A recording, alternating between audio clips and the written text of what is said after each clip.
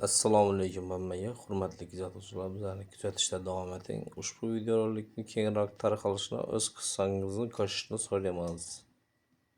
Lütfen takdim edersiniz. Bazen tekşif edersiniz şunu.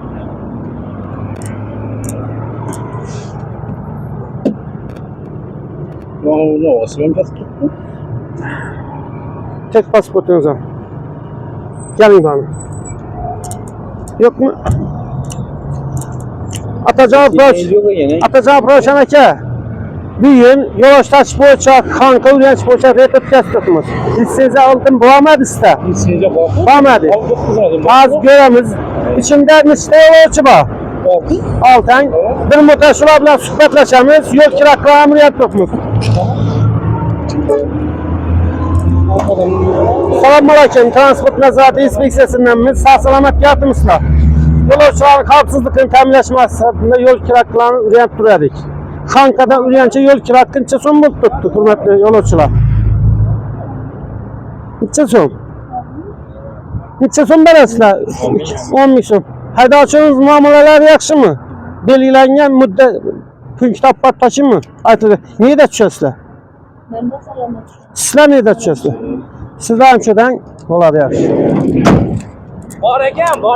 Tamam eken. Var ben böyledim var. Ben çok da değil mi yüreğim? Ha şundan az görperemiz yine bir Ne gör ben? pitopçeniz var mı hazır? Bir token mi veriyorsun? Alın pitopçenim kan. Öpeyim lazım. Alın akşamki var mı? Yok kızlarım diye bak. Yok mu? Sizi Karazım Yoloştaş'tan liseye çıktık hükümetlerde. Yol varaka bağım birine. Yok. Var. Liseyesi bağırken hükümetlerde uçumuzu hükümetlerde uçu mındim baladı. İşte transport vasıtasını yetelep keflik körükten doktorunu şöyle doktorunu sizni saat tıbbi körük yol tekşirsi gerek. Siz ağzını karattırın.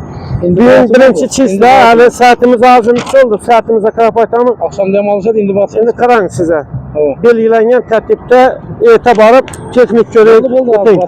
Sabırın safar, yol varakanız yok. İçinde yol olsa bak. Ağzaki ayaklantıramız. Oldu.